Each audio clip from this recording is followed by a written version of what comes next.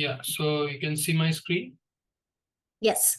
Okay, so first off, let me start by saying that this presentation is focused on the small language models rather than the large language models, which we all of us are familiar with.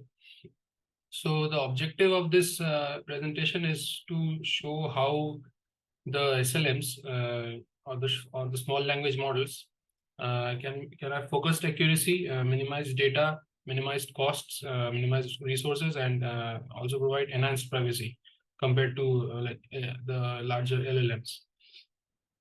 So let me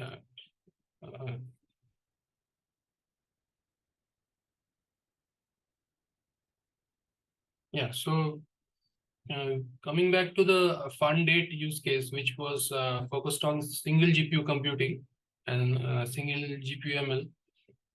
So it was based on a peer-to-peer infrastructure where a service provider requests a job to a compute provider, and it was built, deployed, and tested through a web interface that we now call the SPD. It was just an example to show how a service provider can communicate with the DMS and request a particular service.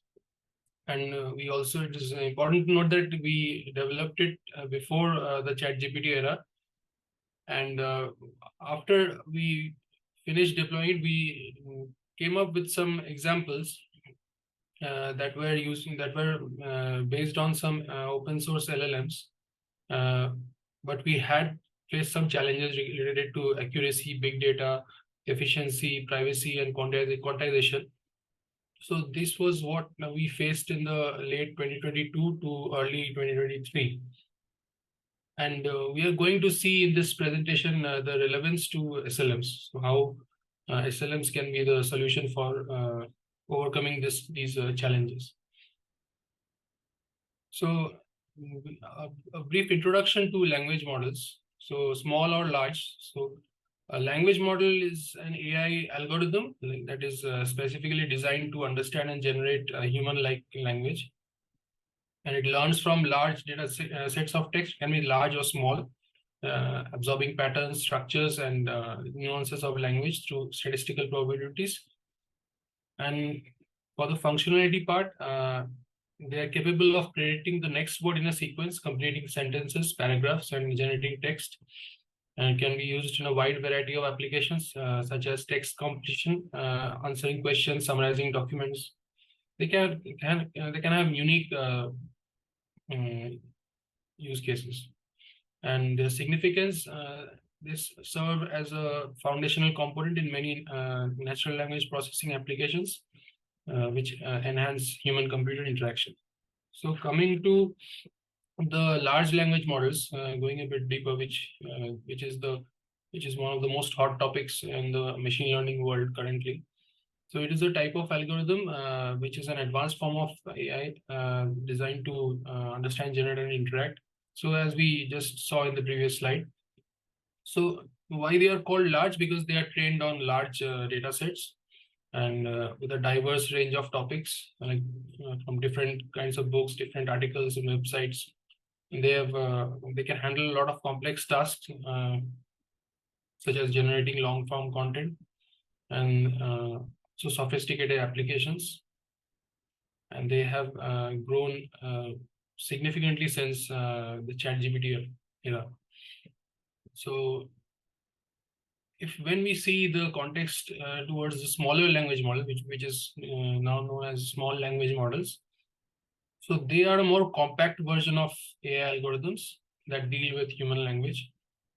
These models are defined by fewer parameters, and compared to large language models, which allows for quicker computations, but with less complexity in language understanding.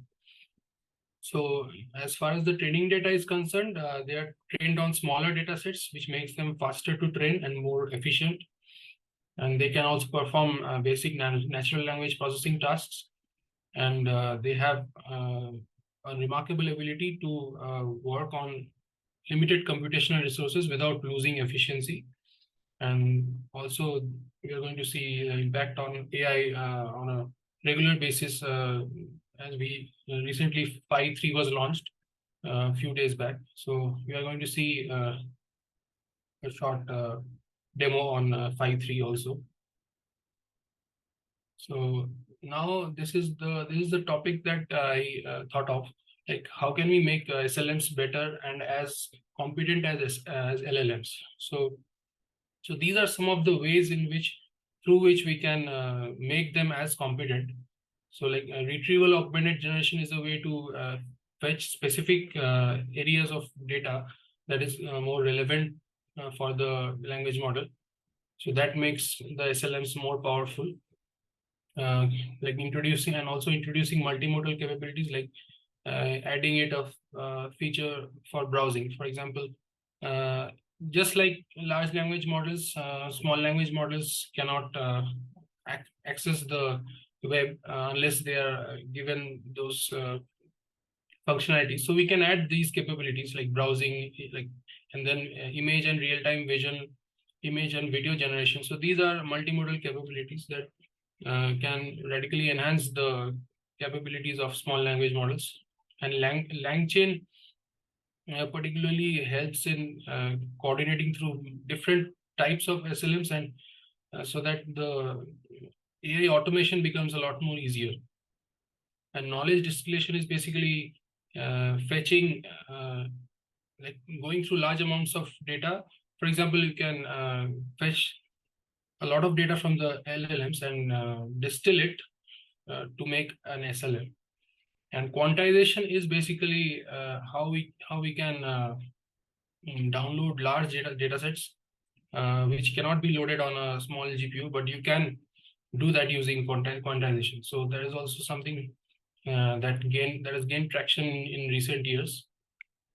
So, and there is also a concept called LLM ops, so inspired from DevOps. So LLM ops is actually focusing on maximizing computational resources to train and fine-tune highly complex models. They deal with challenges in deploying massive models, like huge-sized models, that require specialized infrastructure, and they involve longer development cycles because of the computational effort and data required for training. They're generally aimed at broad general-purpose applications, leveraging the model's extensive knowledge base. And so this LLM ops concept is pretty much known in the LLM community. But eventually we are also going to see SLM ops. But when we compare it to LLM ops, so it's going to be very different. So it will have to emphasize on efficiency in compute and storage, leveraging lightweight models for easier scaling and distribution. It has to prioritize quick and flexible deployment and enabling rapid updates and the ability to serve models from edge devices to cloud platforms. So SLMs have a very different kind of deployment infrastructure requirements. So they encourage faster iteration and experimentation due to lower computational costs, allowing for more dynamic adaptation to user needs and feedback. They're often tailored to specific or niche applications where model portability and efficiency are crucial. So coming to this question, so can NuNet run SLMs? So the answer is a big yes, because as I've been testing through different kinds of SLMs focused on different applications. So using the same SPD that we are all very familiar with. And this is, as we know, this is an example to the community that they can build similar interfaces to communicate with the device management service and request their jobs. So using this example only, we can like demonstrate that how we can request a job. So we need to enter the model link that is using a specific model from Hugging Face, for example. And then you can select PyTorch and you can add the dependencies, and then you can request the job. So what can we implement here? So what kind of different kinds of SLMs are there? So going through some examples, first one is the 5.3 small language model. So this is something that I want to show you. So I recently asked this question. I obtained this question from a different LLM that can. So I wanted to test how much difficult questions it can handle. So it handled it pretty well, and the LLM that generated the question also was like impressed with the answer. So it was pretty interesting to see. So this is the 5.3 language model that I'm running on my one of my GPUs right now. And the next one that I want to show is Peekaboo, which is a text to video generation model. So there you just write the text and it will generate a video, a 2-second video.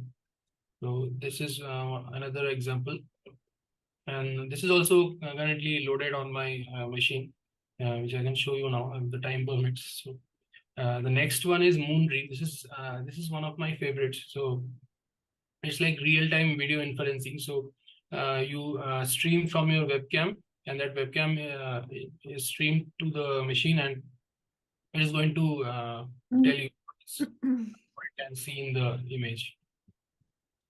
So as you can see, I'm holding a dog figurine in my hand, and it has told that it has inferenced it and told me what is happening, what's going on. So this is the default prompt that has been set here. What's going on? Respond with a single sentence. So if you remove respond with a single sentence, it can also be very descriptive about the answer.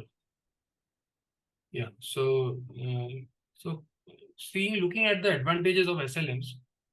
So it has focused accuracy, meaning there is a lot of scope of domain-specific expertise because they can be trained on targeted data sets specific to a domain, such as medical literature, which enables them to excel in their area of focus with high accuracy. There's a lot less chances of hallucination as seen in LLMs because we are using specific data sets. And there is enhanced performance also. Reduces the occurrence of irrelevant or inaccurate information, and then quick adaptability. It can be quickly retrained or fine-tuned to adapt to new data. And then coming to minimize data costs and resources, so it requires a very minimal hardware. So the recent 5.3 model can even run on an iPhone or even an Android phone. So and that is a remarkable advancement that we have seen in recent days. So a lot of costs go down because a few years back this was not possible, but thanks to SLMs and quantization developments, so we can now do these things in a much easier way than before. And cost efficiency is they can be trained, deployed, and operated in less powerful hardware, as I just mentioned. And then they're also eco-friendly. They require very much less energy for training and operation. They contribute to a more sustainable AI landscape and help minimize environmental impact. So particularly the small data and quantization that allows loading large models on small GPUs. That is a very remarkable thing that helps minimize the environmental impact. So coming to the privacy part, so they are very focused on decentralized operations. So you can, in a peer-to-peer manner, you can request a job in a peer-to-peer fashion. So from a single service provider can request an SLM to be run on a compute provider, and then there is also the scope of your data getting distributed among on the servers or any that gets much reduced. So SLMs ensure that the sensitive data is handled directly between the devices, like the service provider, the job requester, and the job receiver. So without the need for external transmission. So there is no other party would be involved because the computation, everything is happening in the compute provider machine itself. So that if you look at the degree of privacy is much higher in the SLM case because LLMs require a lot of distribution. If if you want to run a job on an LLM and it requires multiple machines to store the same data, it can be a private data that you want to train on. So since SLMs are much smaller in size, and the possibility of quantization also, so these two things make it very helpful for enhancing the privacy. So individuals and organizations can customize these SLMs for specific operational needs without exposing sensitive data to external networks, maintaining the security of intellectual property and customer data. So you can write a specific program that is focused on a particular job and that uses an SLM. So that allows a lot of customization that is not very much feasible on when you work with LLMs because of the huge sizes. So yeah, so that will be the last point in here. And then looking at how can smaller GPUs run larger models. So that is the concept I just mentioned in the beginning itself. So quantization. So in quantization, what you can do is uh, when you look at the consumer grade aspect of GPUs, so can consider VRAM levels from 4 to 24 GB of RAM. So we can call this range as a consumer grade range. So if we consider any higher than 24, it is going to be very, very much, very, very costly. Even 24 GB is also very costly for many individuals. So here I have set here this range as a consumer grade requirement for consumer grade computing. So what is quantization? So quantization is a technique used to reduce the memory footprint of models during training and inference phases on GPUs. So there are four points here. So bit width reduction. It reduces the precision of numbers from 32-bit floating points to lower bit widths like 16-bit or 8-bit integers. So it decreases the VRAM needed per parameter. So if you're running, for example, the latest 5.3 model is based on 3.8 billion parameters. So if you have a lower VRAM GPU, you can use quantization and even run that also. Like so the phones that run these SLMs, they are using quantization. So using quantization, they are able to efficiently run these SLMs without even losing any accuracy. So as you can see, so I tried to run one of these models and I compared the same response for the prompt. I didn't get much of a difference with the answers when I did quantization on a smaller GPU. So yeah, so that is the bit width reduction and efficient memory utilization. So by using the lower bit widths, more data can be stored in the same VRAM space, improving memory efficiency. Increased throughput, lower bit widths allow the GPU to process data faster, reducing the data duration data needs to occupy with the VRAM, and of course reduced power consumption. By lowering the computational demands, quantization decreases power usage and heat generation, indirectly enhancing GPU efficiency. So in regards to quantization, like in early in the late 2022, there was limited integration and automation. There were performance trade-offs, hardware compatibility. So in limited integration and automation, quantization processes were less integrated into popular frameworks, requiring more manual effort and custom scripting. So um, in order to like implement effectively, and then in performance trade-offs, earlier quantization techniques often led to a lot of drops in the accuracy of the model, especially at lower bit widths, necessitating complex fine-tuning to recover performance. And there was a lot less support for a broad range of hardware, so making it difficult to deploy these models. But now, during this time, all of these challenges have been overcome. So in 2023, a new method was leveraged to create more reliable and robust quantization techniques. So So it greatly simplified the quantization process, and many other techniques also like improved the efficiency of the fine tuning and inferencing, and also made real world applications a lot more easier. And this year, uh, tools like Hugging Face has a tool called Quanto. Like Hugging Face has a tool called Quanto, and you can and also advanced configurations in Transformers library, GPTQ. There's also there's a bits and bytes library. So using these tools, you can very easily quantize the model so that you can load it on a smaller GPU, with a GPU with less VRAM than the actual size of the model. So recently, I downloaded one model which was around 40 GB of size, and I was able to run it on 24 GB GPU using quantization. So that's a remarkable approach we have seen in the recent days. And there is performance optimization also. You can new kernels and improved techniques, enhance inference speed and model accuracy. It makes it more viable without substantial performance loss. And there is also a lot of hardware support, including AMD GPUs and MPS. So that is the advancements that we have now.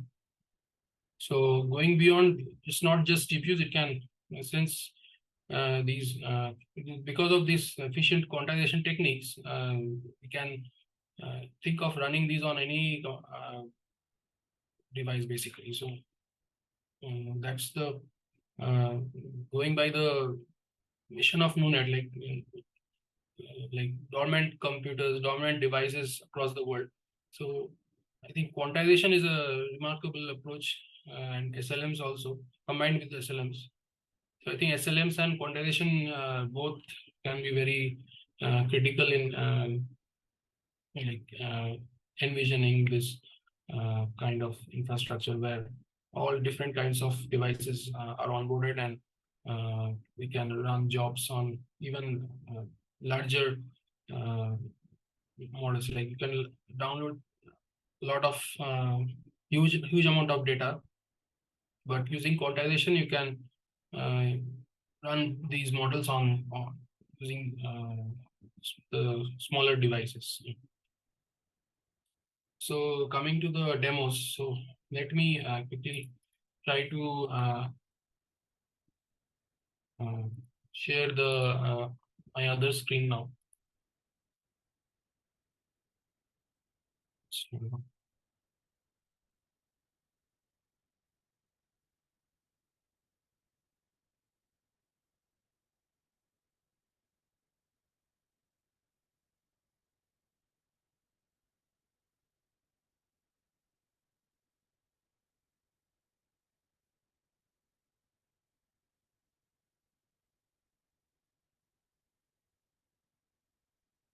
okay, so as you can see, this is the screenshot I just shared. So looking at the full example, so you can see it has given the function also. So in the question, I've asked for a function that returns the total amount of trapped water. So it's a problem that I had given it. So it has given written the code for the function, and it has also shown the example usage also and explained the approach. So you can try this particular link and you can try to run it. So I think it's very easy to deploy. It's based on uh, one of the previous chatbots, like Fight 2 chatbot was deployed on GitHub using a radio template. So radio is this radio thing is it's an interface that allows to actually the most my favorite thing about radio is the tunneling that allows to access these models from anywhere. So it is a Python library that allows web interfaces to to facilitate users. The users can log in. The users can just access these interfaces and run different kinds of models. So you can go through the radio documentation. It's pretty interesting. Yeah. So, and the other one I want to show you is Moondream. So Moondream is actually a tiny open source computer vision model that runs everywhere and exactly, yeah. So this is also open source, and this is Peekaboo, which is an interactive video generation via mass diffusion. And this is the paper, 5.3 paper, which was the paper was released just a few days back, and today is 25th. 3 days back, the paper was released, and the models have also been released on Hugging Face. So first, let's look at, since I've already shown you this, you can ask another question also. You can like, who is Nikola Tesla? Let's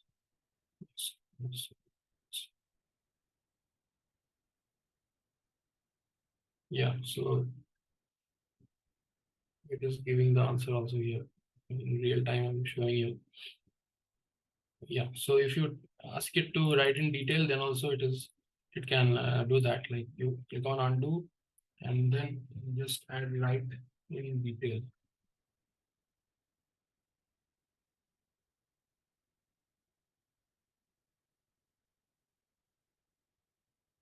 Yeah, I think it's already the GPU is a bit busy. So let me quickly go through the Moondream website. So it's basically it can run anywhere. So it's very small, and it's actually built with Phi 1.5 and other vision-based models. Siglip Phi 1.5 and the Lava training dataset. It's a brilliant vision-based model. So you can do real-time video inferencing as well as you can show it images and it can try to infer what is visible in the image. Yeah, so that's what Moonring is about. You can check out the GitHub also if you want to contribute as a developer. Yeah, so okay, so I think let us try to undo. Yeah, I will be there. Yeah, so this time I give it an request to write in detail. So it is now writing it like an article. So previously it was a bit busy. So whenever you see this red mark, when I compare it with the GPU usage, it looks like the red highlighting thing is it's very synchronous with when the GPU very synchronous with the busyness of the GPU. So that's the reason it wasn't responding at the time. So currently this is running on a 24 GB 3090. I've also tested this on 3060 Ti, an 8 GB model using quantization. So the results are very similar. So I don't see any hallucinations or any inaccuracies due to the quantization. So this is the article that it wrote about Nikola Tesla. So coming to Moondream, uh, yeah. So let me quickly refresh this website. It's okay. It's the link is not currently running. So let me quickly try to bring up the interface.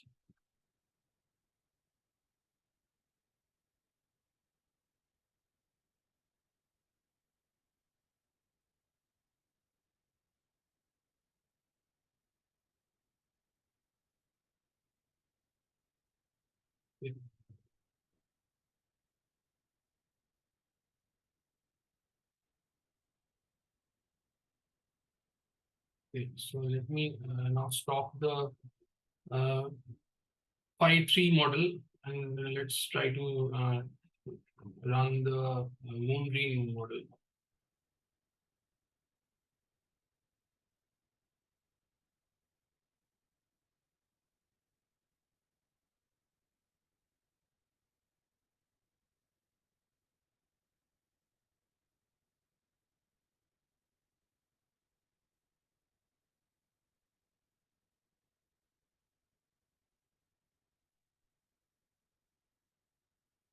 So trying to launch the Moonring model.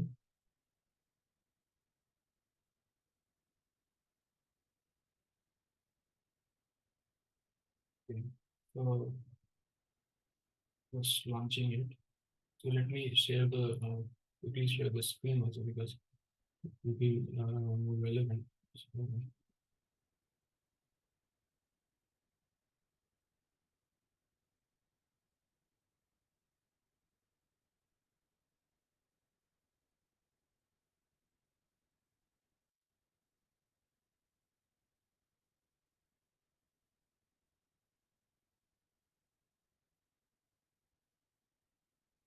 yeah. So,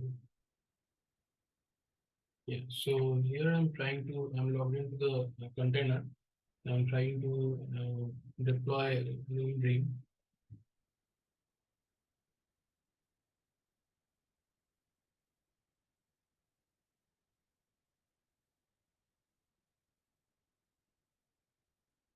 So the model is around think, 3 GB, I think.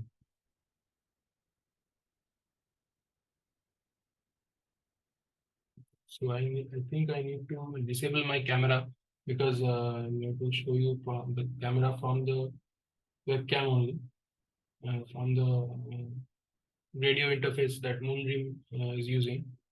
So let me disable the camera for now so that I can show you.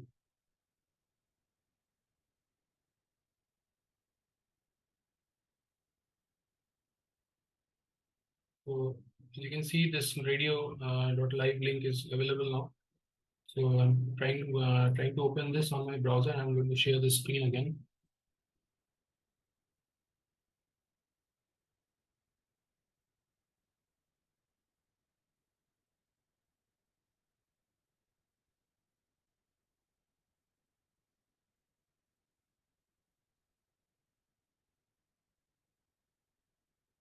Yeah. So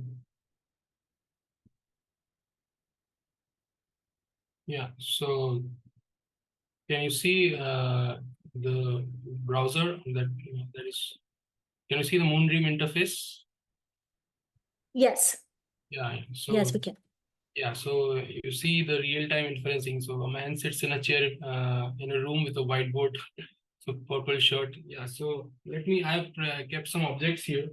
So this is a WD-40 for machines. So let me hold it here, right here. Yeah. So let's see what happens. Yeah, so it's saying a man holding a can of WD-40 in a room. So you can see that this is a mirror image and still it inferred it correctly. So that's pretty interesting. And I've already shown you this example, this one dog figure. So I think it should say the same thing again. Yeah, now it's saying white toy pig because I think there was some blurriness. So let me keep holding it. I think it's going to correctly say, yeah, man holding a dog figure in front of a whiteboard. So previously it was a bit dry, so I gave a wrong answer. And now I'm showing it a controller. So this is a controller. Yeah. So let's see what it says. Okay, a black video game controller in front of a whiteboard. So let me try to ask it whether it's a PS4 controller or whether it's a PS5 controller. So is this PS4 or PS5 controller? Okay. Okay, so it says this is a PS4 controller. So it correctly identified it as a PS4 controller. Yeah, which is a PS4 controller. So yeah, I think now it's going to. I've given it 10-second pause time so that I can. Yeah, PS4. Yeah, so it says the right thing. And if I remove the prompt, it's going to take the default settings and give a more vivid description. Yeah. So now it's giving a wrong answer. So it's saying Nintendo Wii game controller. So maybe I'll try to hold it for a few more seconds. Okay, now it says video game controller. Okay, so it's giving a more descriptive answer. So let's go back to the default thing. Yeah, so that is the demo I wanted to show everyone. So this is one of my favorites. And last but not the least is Peekaboo that I want to show, video generation. So let me stop the sharing once again. I think I don't need to stop it. Maybe I can. Just need to stop this and run another one. Yeah, let me stop it for a few seconds.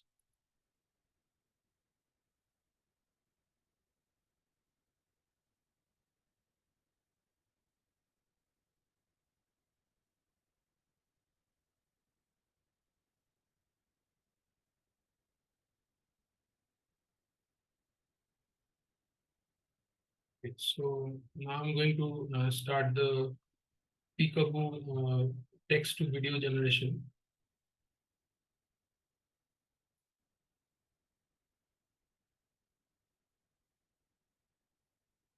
So in a similar manner, I've logged into the container and trying to deploy that. Yeah, so currently it's loading.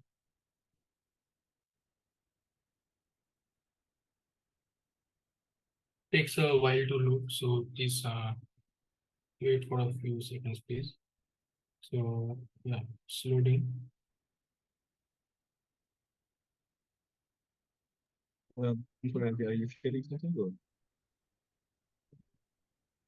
Yeah, yes, again. I'm asking if you're sharing something. Yeah, actually, I'm going to waiting for the link to be shared. Okay. So let me share the terminal screen.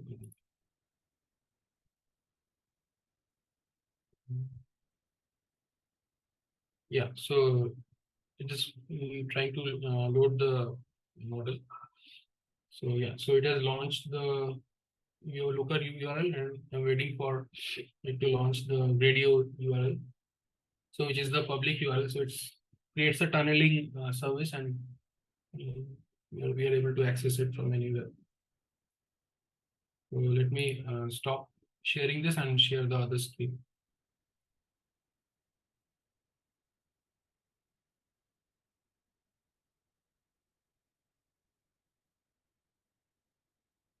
Share screen.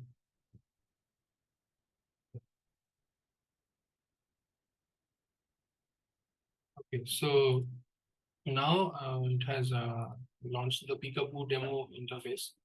So previously I had given tiger swimming in the river. So now this time the default prompt is a panda walking in the forest. So here you can draw a trajectory. So like you can give it a direction where the panda is walking.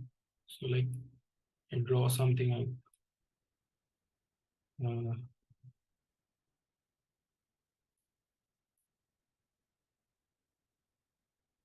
this looks like a turtle. Maybe let me like a turtle. Tortoise. Maybe turtle swimming in the sea.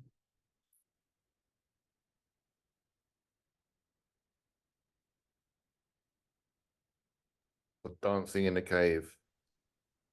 Turtle in a cave. Okay, so a turtle, then a tortoise.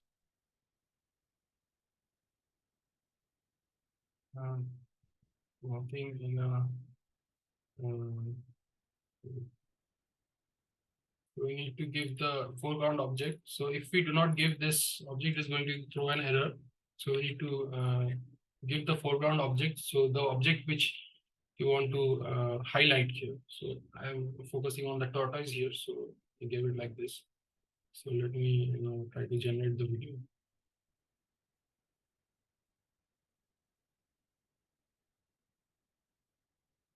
So now within a few seconds, my GPU is going to be very loud. because it's going to use up a lot of the GPU. So yeah, so I'm not sure if you can hear it, but I can hear the loud noise of the GPU now. The fans have spun up like anything.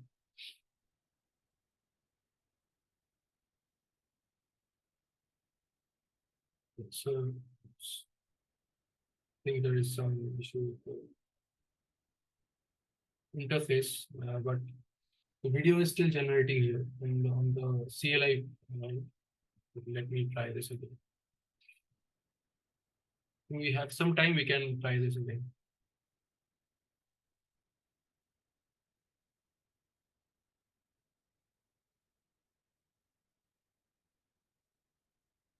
Okay, so it has generated the video, but the interface, there was some issue with the video interface. So let me try it again.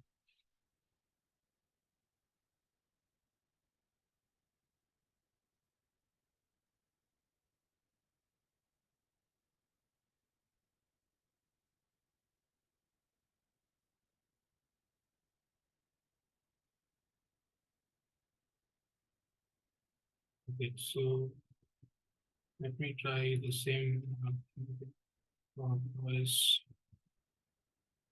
Okay, let me let's see forest only. What was working in the forest?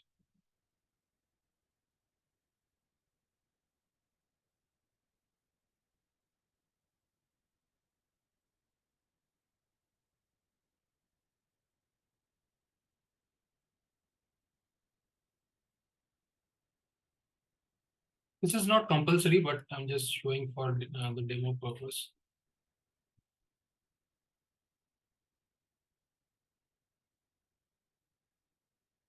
Creating the trajectory is not compulsory, but it guides the model to create it correctly. So the left one is the model that would have been created on its own, and the other one is based on the inputs that we give it.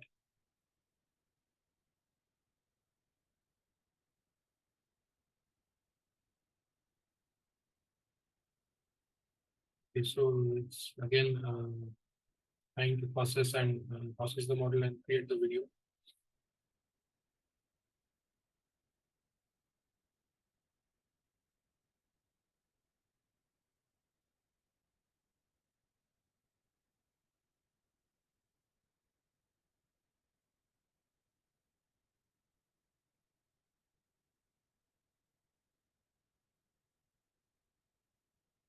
I think, yeah, so it has generated the video, as you can see here. So let me try to play it, yeah, the original model scope video. So here it is generating in one way, and here is based on the context I have given. So I had given it in the left to right format. So I had drawn from left to right in a horizontal way. So this is a more expected thing that I was looking at. So I think I'm happy with this result. Yeah. So we can try cave this time. Let's see what happens. I think it crashed because previously the Moon Dream container was still running. So it was using some of the resources from the RAM and the CPU. So I stopped the other container.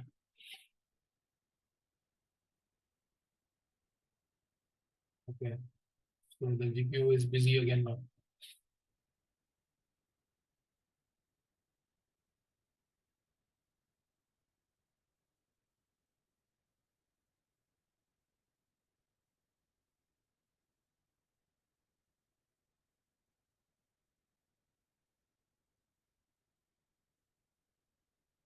Let's see how the output is considering we changed it to cave from forest.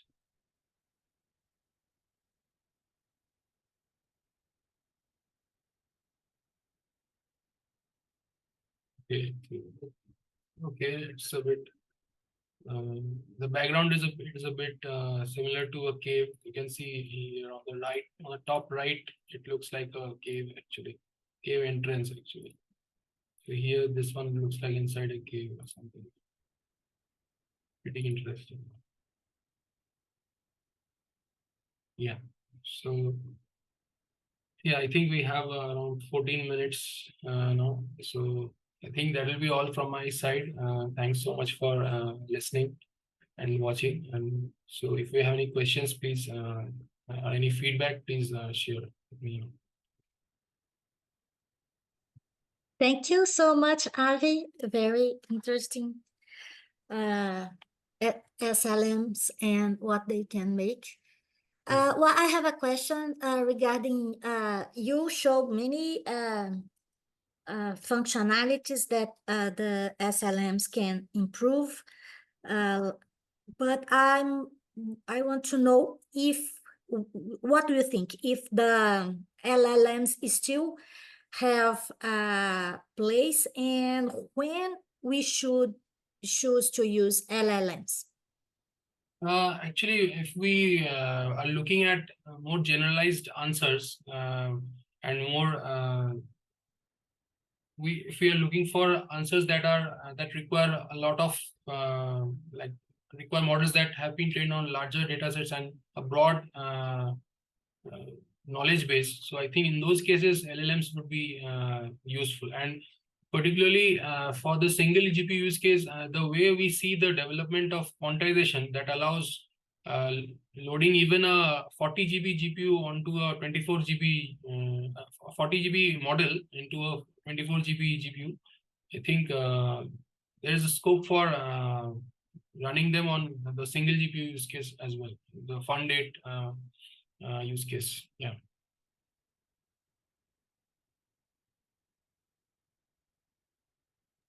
Okay, thank you. Does anyone have a question or a comment?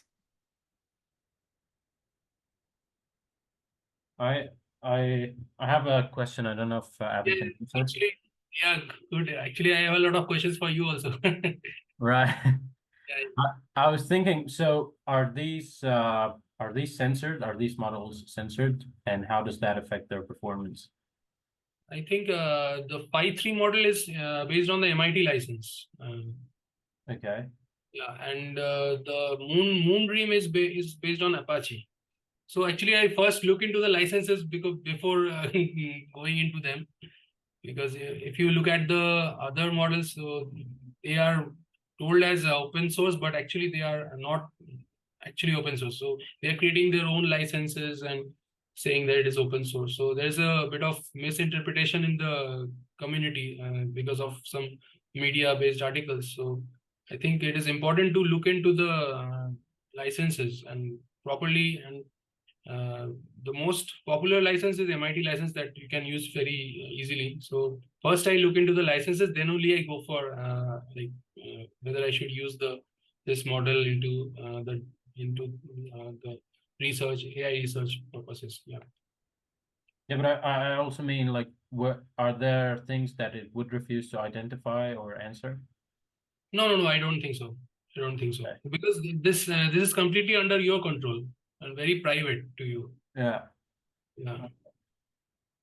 And there is also one thing I forgot to mention, that you can download these files directly into your local computer. For example, if a service provider use the SPD to launch this particular model, and from the SPD output it obtained this URL, and when it goes to this link, it can, when the video is generated, you can just click on this video and download it locally on the machine. So the interface is very user friendly. And I think I have a lot to learn from you regarding radio. I'm going to ask you a lot of questions regarding radio. It would be good to have your collaboration in this. Yeah. Sure. I also wanted to you mentioned that these are uploaded somewhere. So where are they saved? These are saved in the compute provider's machine. Only in the compute provider's machine. Yeah, nowhere else. Oh, okay. So when they click download, they'll be downloading the file directly from the compute provider. Yeah. Right. Yeah, I had a question, Avi. What is how is the tech stack for these SLMs different than LLMs? Because I think in LLMs you have got vector databases and other things using which people are building stuff. So how is it different? So basically, these SLMs, so what they are doing is based on the LLM data only, they are getting trained. And despite being small enough to be deployed, despite being small enough, they are still very advanced in, and they are even in the benchmarks, they are beating the larger language models also. So that's a very interesting development that we have seen. And also on the robustness, safety, the chat format. So as the days are going, the SLMs are getting more and more efficient. So like 2 years back, what was not possible, now it is very, very possible. So yeah. So how can we, I mean, maybe the question is how can we use them in our day-to-day stuff, right? Yeah. So Coming to that, like usefulness, 2 years ago, we were not able to load these huge models into the small GPUs and small devices. But now there is so much of development in quantization techniques. So you can use some very easy to use libraries, and using these libraries, you can like quantize the model so that it can be loaded onto on a small device, on the small sized GPU or a small device. So I think that is the critical point. And the SLMs also on their own, they are very small, and despite getting trained on 3.3 trillion tokens, so like 3.8 billion parameter, and trained on 3.3 trillion tokens, they are very much comparable to the current LLMs also. They're like, it's like David and Goliath, you can say. So we'll have to download these models on our computers and then use one of those libraries that you say, and then using those libraries, we have to run or interact with these. Those libraries are integrated only. Like the models are using transformers libraries. So within transformers only, you just have to install that those kind of those libraries, and it is very there is not much of a user in terms of the user experience. There is it's very easy to install and deploy. Okay, thank you. And in the context of NuNet, it just runs on the compute provider, and then you access it through that Gradio interface. As we go into IP over libp2p, then we may not need to use the Gradio that has that kind of public proxy. And we'll be able to use a Jupyter notebook with a direct connection to the compute provider, which is, potentially how you could interact directly with the model through NuNet without having to use a third party like Gradio to do that.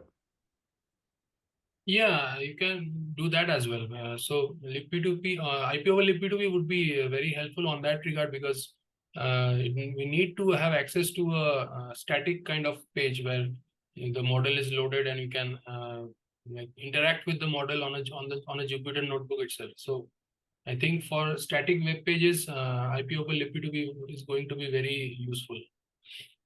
It also allows the concept of kind of chaining things as well. So one model to be able to send outputs to another model, and that kind of stuff.